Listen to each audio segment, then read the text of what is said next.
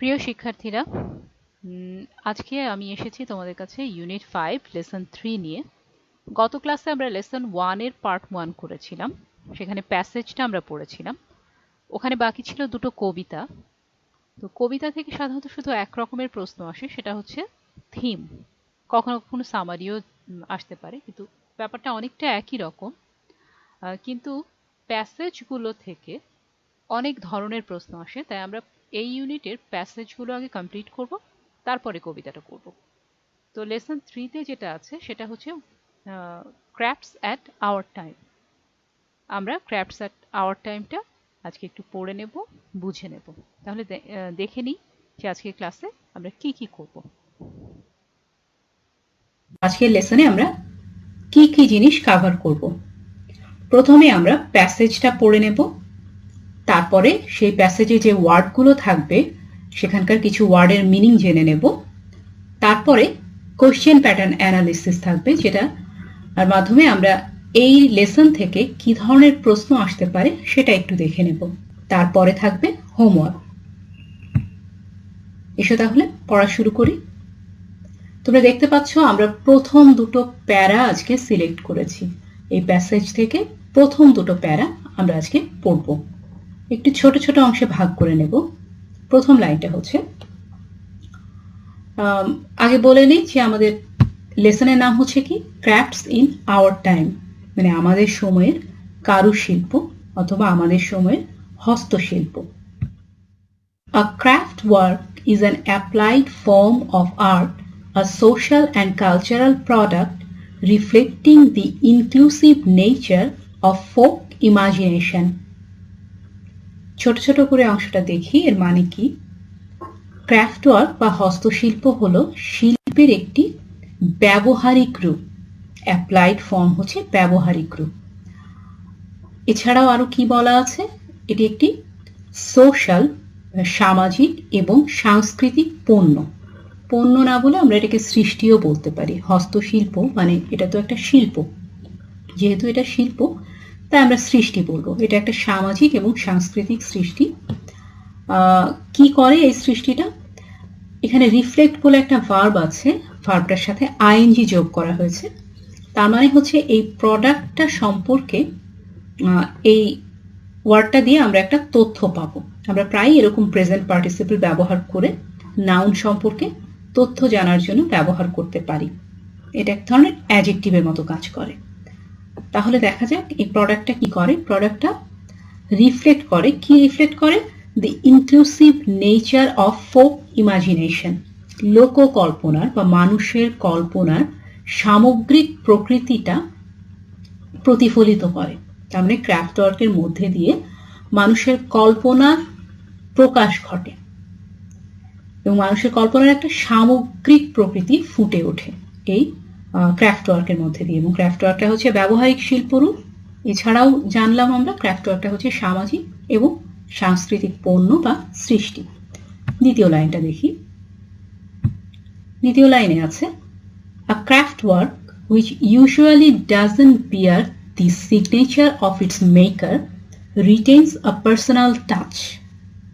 A craft work, হস্তশিল্প, যেটাতে এর নির্মাতার কোনো স্বাক্ষর থাকে না। মানে নির্মাতা কখনো এতে স্বাক্ষর করে দেয় না, সই করে দেয় না, কিন্তু তবুও এতে একটা ব্যক্তিগত ছোঁয়া পাওয়া যায়। তবুও নির্মাতার একটা ব্যক্তিগত স্পর্শ ক্রাফট ওয়ার্ক ধরে রাখে। রিটেন মানে হচ্ছে ধরে রাখা।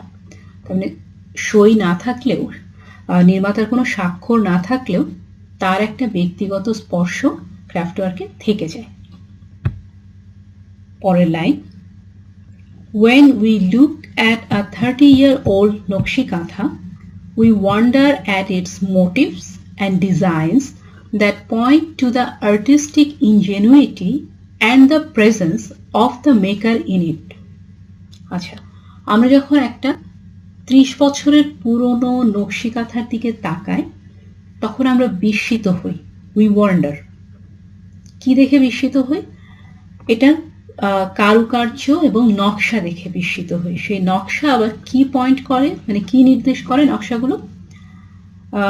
এর মেকারের উপস্থিতি এবং মেকারের যে শৈল্পিক উদ্ভাবনী শক্তি, সেটা এই ডিজাইন এবং এই কারুকার্যের মধ্যে দিয়ে ফুটে ওঠে, আর আমরা সেটা দেখে অবাক হই, বিস্মিত হই। The fact that we don't know her name or any other details about her doesn't take anything away from our appreciation of the artist. আমরা যে তার নাম জানি না অথবা তার সম্পর্কে কোনো তথ্যই জানি না, এরপরেও কিন্তু সেই শিল্পীর প্রশংসা করতে আমাদের কোনো অসুবিধে হয় না। মানে আমরা শিল্পীর নাম জানি না, যে কে এই কাঁথাটা সেলাই করেছিলেন, তার সম্পর্কে কোনো তথ্যই জানি না, কিন্তু তবুও কি তার প্রশংসা করতে বা তার শিল্পকে দেখে মুগ্ধ হতে, শিল্পকে অ্যাপ্রিসিয়েট করতে আমাদের কোনো অসুবিধা হয় না। তাই প্রশংসার পথে এটা কোনো বাধা হয়ে দাঁড়ায় না। তার পরিচয় না জানাটা প্রশংসার পথে কোনো রকম বাধা হয়ে দাঁড়ায় না। আচ্ছা, এটা হচ্ছে পরের line. Indeed, the intimate nature of the katha and the tactile feeling it generates animate the work and make it very inviting.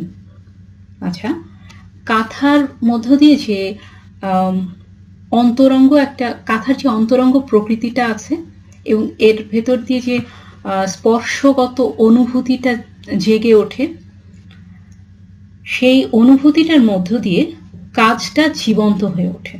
আচ্ছা, স্পর্শের অনুভূতি দিয়ে কাজটাকে জীবন্ত করে তোলে কাঁথা, এবং এটা আরো আকর্ষণীয় হয়ে ওঠে। আচ্ছা, কাঁথার এই অন্তরঙ্গ প্রকৃতি এবং যে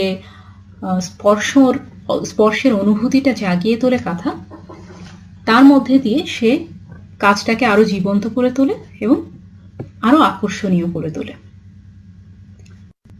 A craft work is shaped by the interaction of individual creativity and community aesthetics, utility functions and human values. অনেক বড় বড় শব্দ, আমরা ছোট ছোট করে দেখি। ক্রাফট ওয়ার্ক শেপড হয়, ক্রাফট ওয়ার্ক গড়ে ওঠে কিসের মধ্যে দিয়ে? By the interaction. আচ্ছা, ইন্টারাকশনের মধ্যে দিয়ে। ইন্টারাকশনটাই সহজ, এর বাংলাটা যদি বলি পারস্পরিক ক্রিয়া প্রতিক্রিয়া। মানে আমি একটা কিছু করলাম, তার জবাবে আর একজন একটা কিছু করলো, আমি একটা কিছু বললাম, সে একটা কিছু বললো, মানে একজনের সাথে আর একজনের ইন্টারাকশন হলো।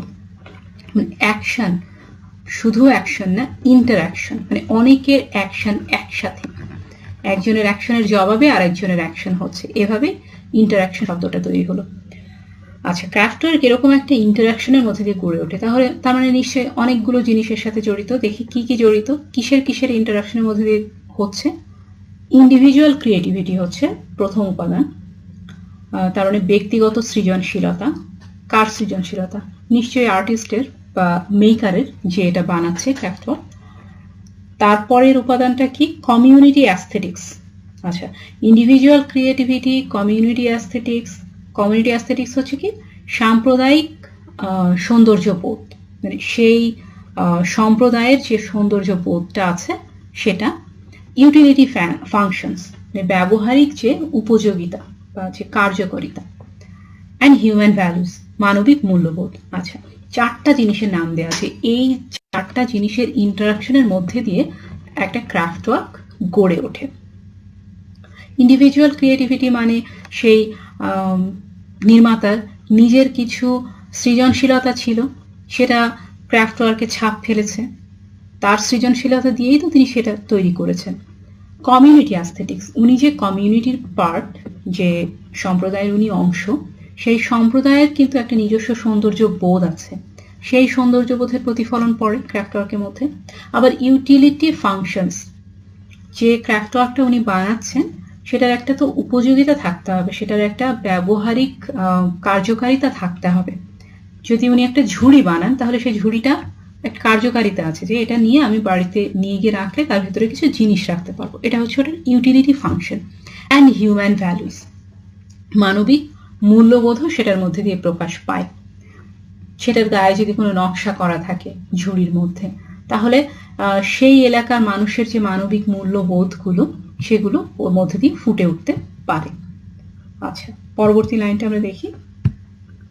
It is distinguished by its maker's desire to locate himself or herself in the wider and ever-changing cultural aspirations of the community and subsequently of the market. আচ্ছা,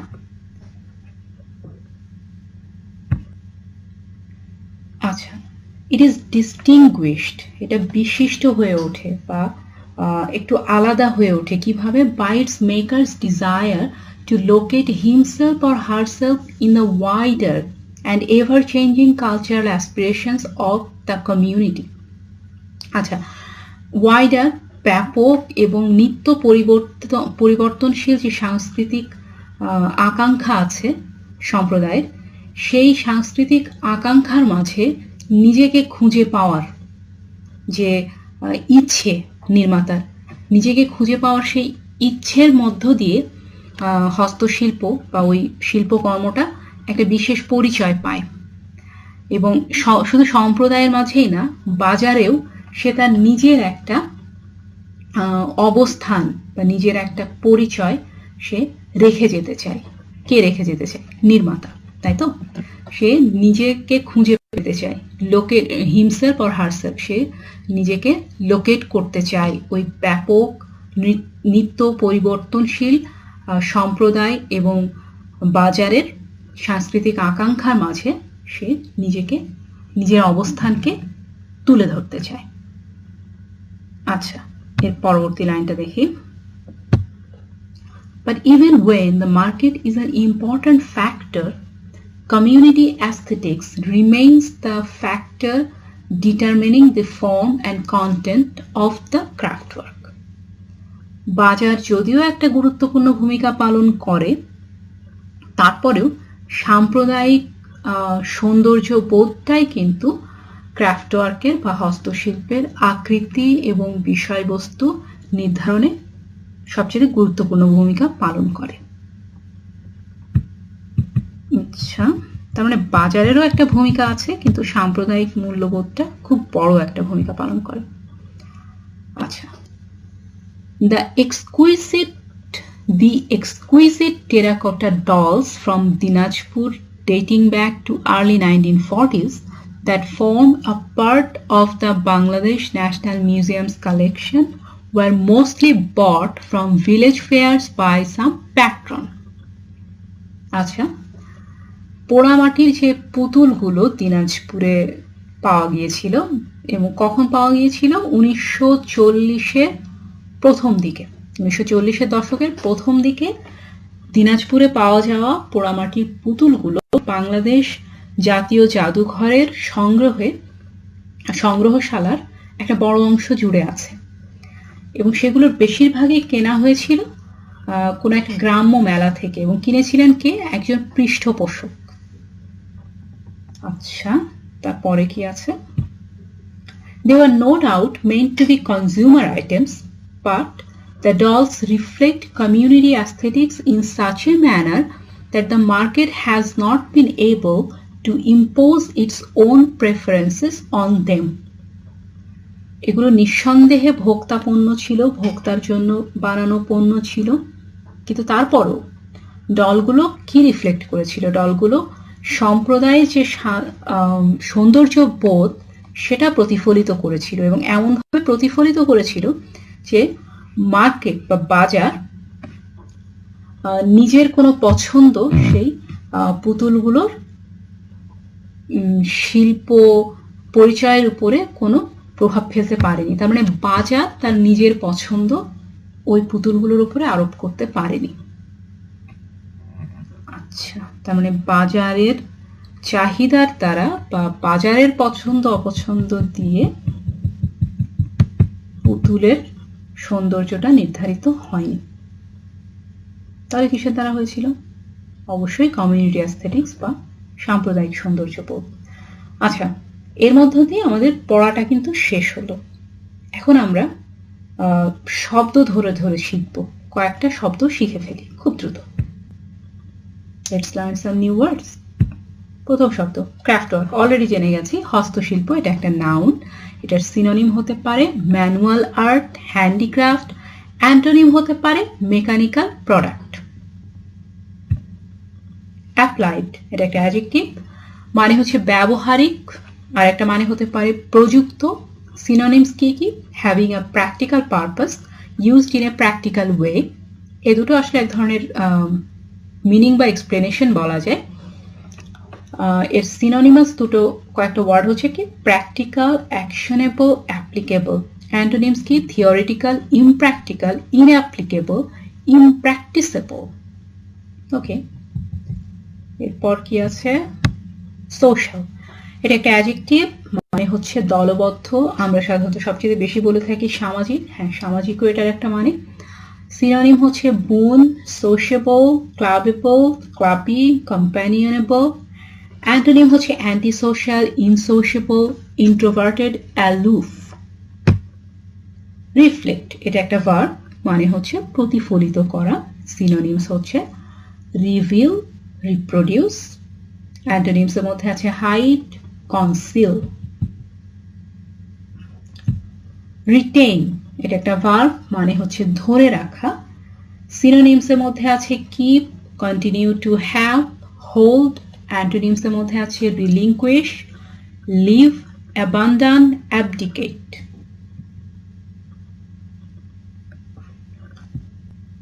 ইনজেনুইটি, এটা একটা নাউন, মানে হলো উদ্ভাবন শক্তি। সিনোনিমস এর মধ্যে আছে creativity, skill, aptitude, cleverness, creativeness, imagination, ইমাজিনেটিভনেস।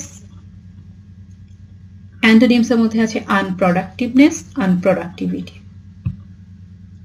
Intimate, এটা একটা অ্যাডজেক্টিভ, মানে হচ্ছে অন্তরঙ্গ।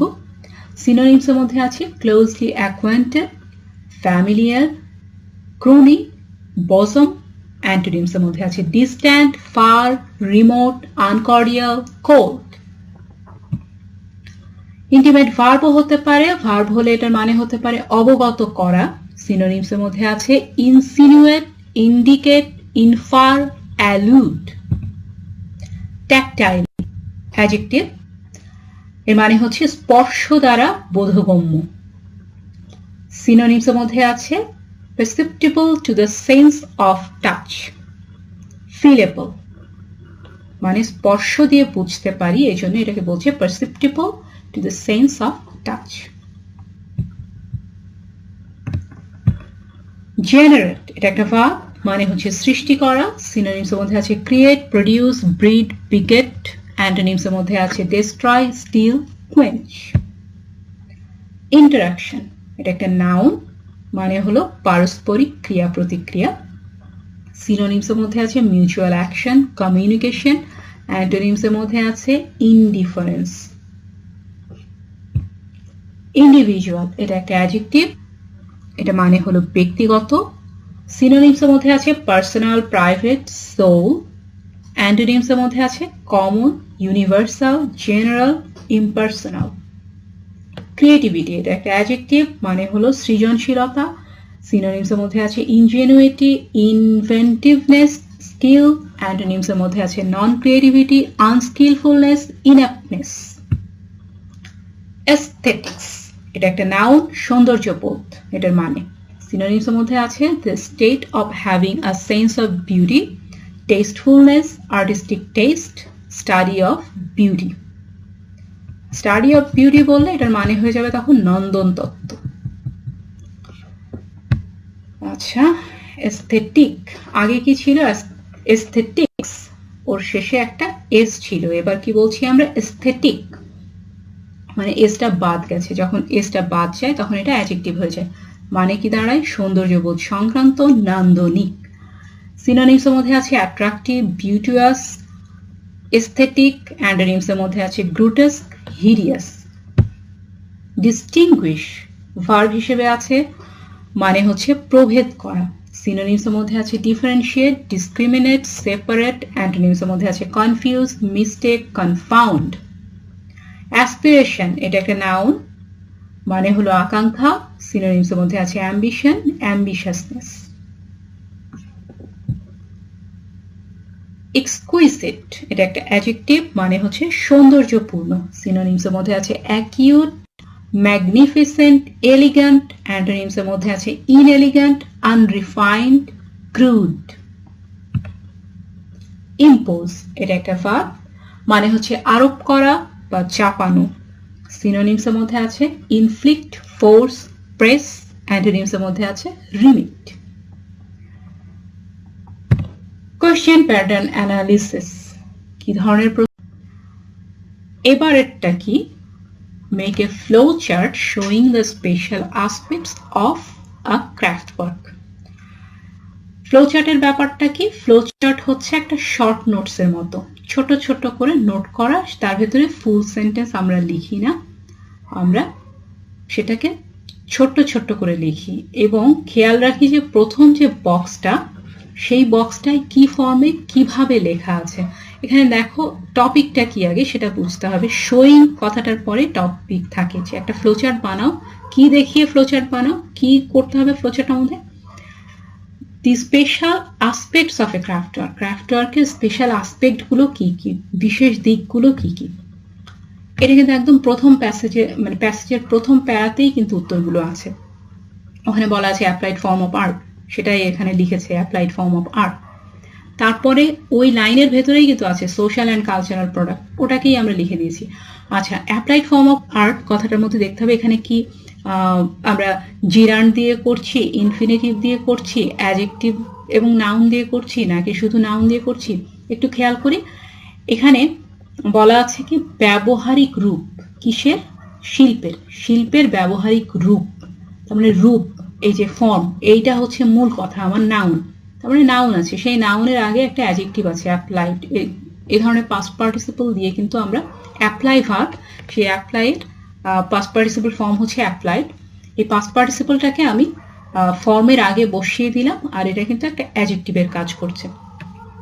একইভাবে তাহলে আমি অন্যগুলোকেও করতে পারি, অ্যাডজেক্টিভ সহ একটা নাউন বসিয়ে দেবো।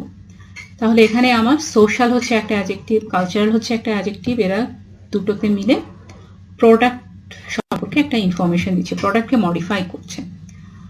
সামাজিক এবং সাংস্কৃতিক পণ্য, মানে এটা এককে তো বললাম এটা হচ্ছে শিল্পের রূপ, ফর্ম, আবার বললাম এটা একটা পণ্য। কি ধরনের পণ্য?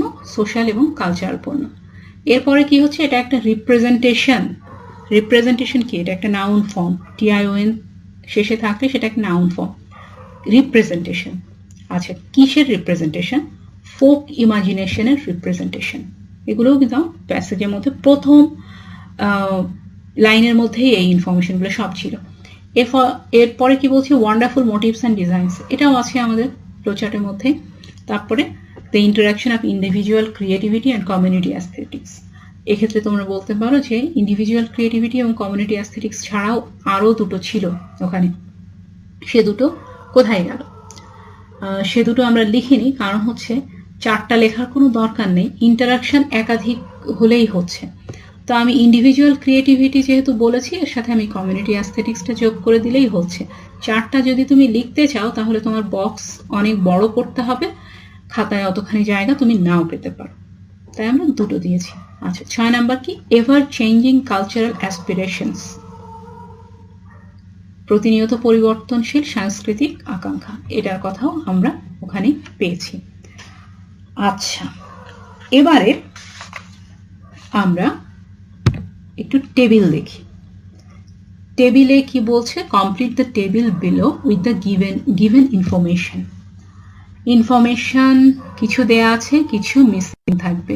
টেবিলের সিস্টেমটা হচ্ছে এটা একটা ফুল সেন্টেন্স, সেই ফুল সেন্টেন্সের কিছু কিছু অংশ তারা মিসিং রাখবে, আমরা সেই মিসিং অংশটুকু দিয়ে দিয়ে জায়গাটা পূরণ করে ফুল সেন্টেন্সটাকে কমপ্লিট করব।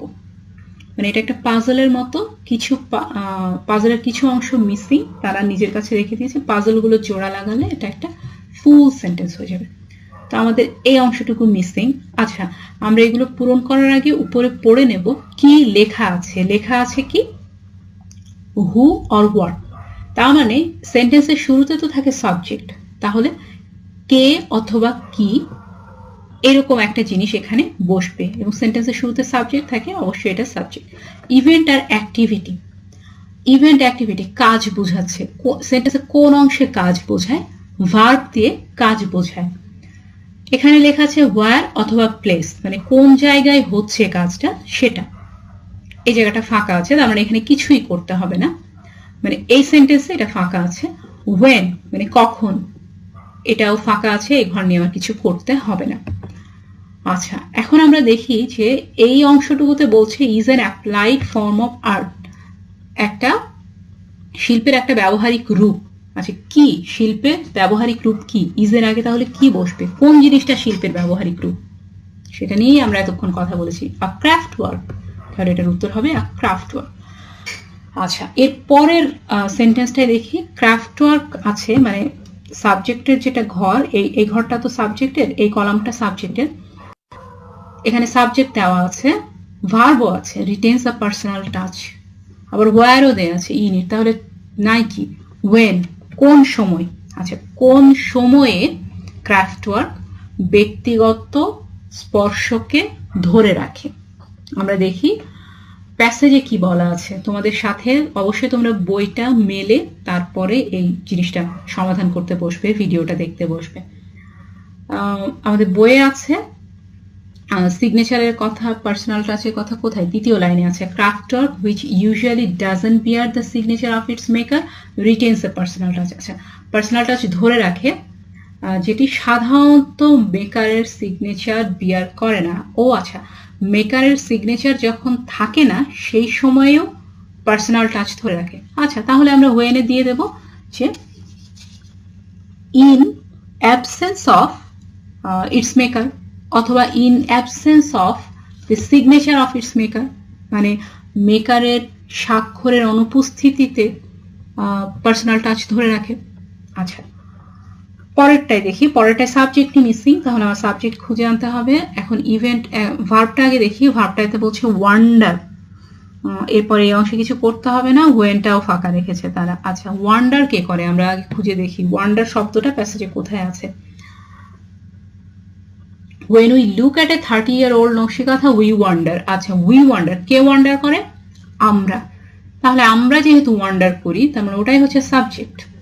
ওকে, উই, এখানে উই হবে, উই ওয়ান্ডার, কোথায় ওয়ান্ডার করি দরকার নেই, কখন ওয়ান্ডার করি বলেছে, when we look at a 30-year-old Nakshi Kantha. আচ্ছা, তাহলে যখন আমরা 30-year-old নকশিকাঁথার দিকে তাকাই, আমরা ওটাই কিন্তু বসিয়ে দিতে পারি, আমরা লিখতে পারি we wonder when we look at a 30-year-old Nakshi Kantha.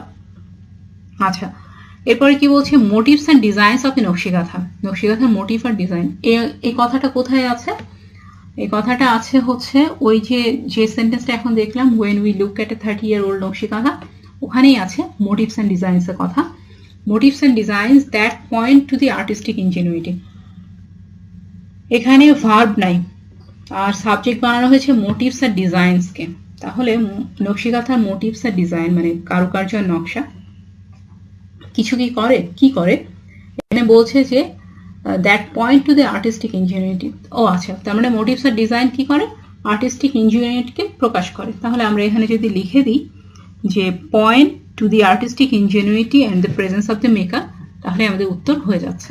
আচ্ছা, এবার আমরা 6 নম্বরে যাবো। 6 নম্বরে সাবজেক্ট নাই, কিন্তু বলছে desires to locate himself or herself. আচ্ছা, কে নিজেকে লোকেট করতে চায়, আমরা প্যাসেজ পড়ার সময় কিন্তু দেখেছিলাম যে ব্যাপক এবং নিত্য পরিবর্তনশীল সাংস্কৃতিক আকাঙ্ক্ষার মাঝে, মানে সম্প্রদায়ের ব্যাপক এবং নিত্য পরিবর্তনশীল সাংস্কৃতিক আকাঙ্ক্ষার মাঝে কে নিজের অবস্থানটা খুঁজে পেতে ইচ্ছুক, মেকার, আর্টিস্ট। তাহলে আমরা এখানে দি মেকার লিখে দিতে পারি।